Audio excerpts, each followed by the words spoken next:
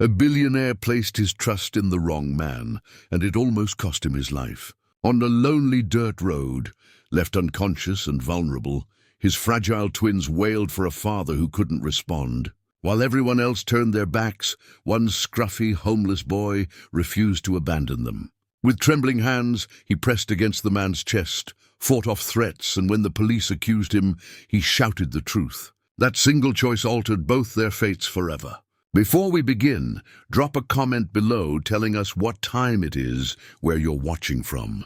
Let's get into it. The sedan jolted harshly across the rutted dirt track. In the back, Idris Kane, wealthy mogul in his early 30s, sat with his infant twins snug in cream-colored onesies. His light blue suit was wrinkled, one knee already ripped from stumbling earlier as he carried them. That day, he had waved off his usual staff. No guards, no nanny, no aid. "They're mine," he reminded himself, fastening them into their seats. "Just me and my kids." The babies squirmed, unsettled by the rough ride. Idris bent forward, whispering, "It's okay, Milo, it's okay, Mera. Daddy won't let anything happen." But unease crept in. The driver, a recent hire, kept darting glances in the mirror, jaw rigid. Without warning, he veered off the main highway, guiding the car onto a narrow, wooded lane. Idris's eyes narrowed. "Why are we here?" "Shortcut," the driver muttered. "I don't want shortcuts," Idris shot back. "Stay on the highway." A soft hiss seeped through the vents. Idris coughed, his throat stinging. "What the—" The driver never looked up. His tone was icy. "You're too rich to get it, but debts demand their price." Idris's chest constricted. He ripped off his blazer, wrapping it around the twins protectively. He lunged forward, seizing the driver's shoulder. "If you touch them, I'll—" But his head spun, words blurring. The twins shrieked as Idris collapsed, slipping into darkness. Not far down the road, a boy no older than 7 trudged along the dusty shoulder.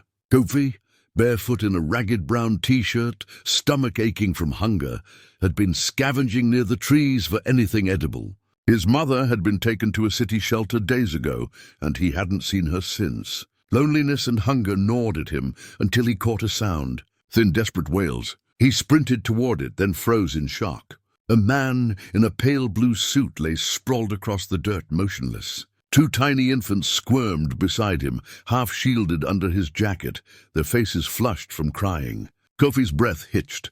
"Oh no." He dropped beside them. "Mister! Hey, mister, wake up!" He shook the man's shoulder, but his head only rolled limply. Kofi leaned in, ear against the man's chest. A faint heartbeat, shallow breaths. Panic flooded him, but then he remembered a poster tacked up at the shelter. Drawings of hands pressed to a chest, arrows showing how to keep a heart alive. He clasped his small palms, planted them on the stranger's chest, and began pushing. 1, 2, 3. Tears cut lines down his dusty cheeks as his voice cracked. "Don't you die! You got babies. You can't leave them here." The twins whimpered, crying harder. Kofi tugged the blazer closer around their tiny bodies. "Shh, I got you." "Don't cry. He's gonna be okay." Idris's eyes fluttered, his lips barely moving. Driver turned off. "Couldn't." "Breathe." Then he slumped again. "No, no, no!" Kofi screamed. He plunged a hand into the man's pocket, pulled out a phone, and jabbed at the screen until the emergency line clicked on. "Help!" Kofi cried. "There's a man. He's not breathing right, and he's got babies with him. We're on the forest road. Please hurry." The operator urged him to stay calm. Kofi snapped back. "I am calm. Just come quick." He set the phone on speaker and went back to pumping the man's chest. 1, 2, 3. "You hear me, mister? I'm not letting you die." The baby's cries pierced the night. Kofi pressed harder, sweat streaking his forehead. "Come on, breathe. Come back." Then a low rumble. Headlights sliced through the trees. A black SUV crept toward them, rolling to a stop. The back door swung open. A tall figure in a dark jacket stepped out, gaze hard. "Kid," he said flatly. "Walk away." Kofi's chest heaved, but he spread himself over the infants. "No, he's alive because of me." "I'm not going." The man's lip curled. "Street rat thinks he's a savior." He took a step forward. Kofi's fists balled. "You want him? You want them? You'll have to get past me." The man's laugh was ice. You're nothing, but then sirens. First faint, then blaring. The man cursed, spun, and slammed into the SUV, tires spitting dirt as he vanished. Moments later, flashing lights. Police cruisers and an ambulance screeched to a halt. Medics rushed Idris, strapping him to a gurney, lifting the twins. Kofi staggered back, relief breaking over his face, until a shout cut him. "Step away! Hands up!" Kofi spun, panicked. "No, I saved him." But two officers seized him, wrenching his arms painfully. "You expect us to buy that?" One snarled. "A billionaire half-dead baby's screaming, and you're the only one here." "Filthy thief. I ain't steal nothing," Kofi cried, thrashing. "I kept him alive. Ask him when he wakes up." But Idris lay limp again, twins wailing in strangers' arms. Dragged toward a cruiser, wrists burning, Kofi felt the world crush him despite doing nothing but save. His face smashed against cold metal, voice raw. "I saved him. Don't you hear me?" The cop hissed in his ear. "Covered in dirt, hands all over a billionaire and his kids, you call that saving? Looks like robbery." "I ain't no thief." Kofi spat, tears burning his cheeks. "I gave him air. Ask the babies. Ask him." "Shut it!" The man shoved him harder, but then from the gurney, a hoarse rasp shattered the night. "Stop!" Idris Kane's eyes fluttered open, lips pale beneath an oxygen mask. His voice, cracked but clear, "Don't touch him. He saved us." The officers froze. "Sir," Idris coughed hard, ripping the mask away. "That boy pressed my chest, wrapped my children. Without him," his body shuddered, "we'd be dead." The cop's grip slackened, shame flickering. "Sir, we thought—" "You didn't think," Idris snapped weakly. "You judged him 'cause he's poor. Let him go." Kofi stumbled free, chest heaving. He glared at the officer, voice shaking but fierce. "Next time, maybe ask before you call someone trash." The man opened his mouth, then shut it, eyes dropping. Medics wheeled Idris toward the ambulance, twins tucked against him. He looked at Kofi, voice rough but steady. "Come with us." In the hospital, machines beeped as Idris lay weak but alive, twins dozing beside him.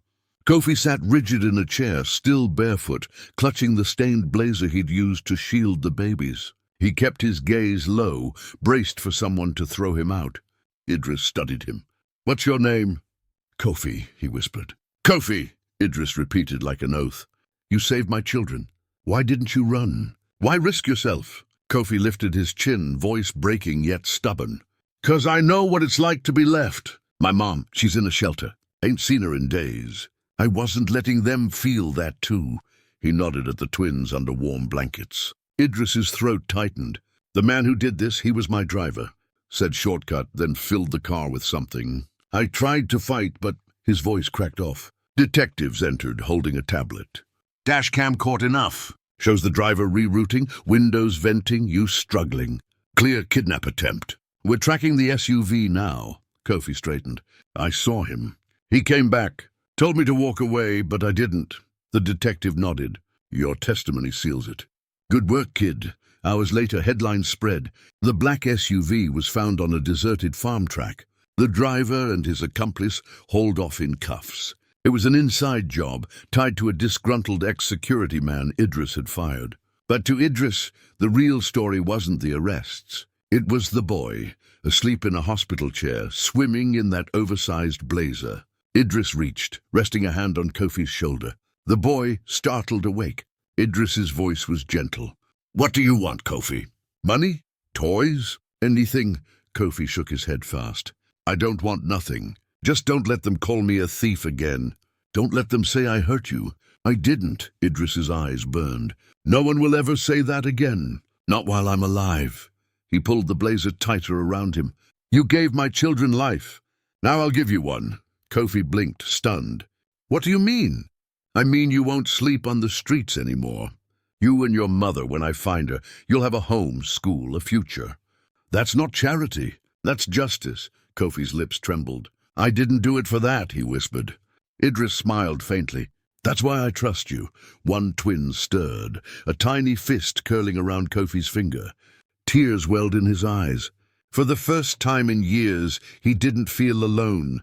Idris watched, his voice a vow. "He saved me. Now I'll save him. If this story struck you, tell us in the comments." Do you believe heroes can come from the least expected places? Share your thoughts below. Hit like if Kofi's courage moved you. Subscribe for more real emotional stories like this. Days passed. Idris's condition slowly improved, though his ribs ached and his lungs still burned. Kofi rarely left the hospital room. Nurses tried to shoo him away, but Idris always intervened. "He stays," he'd say firmly.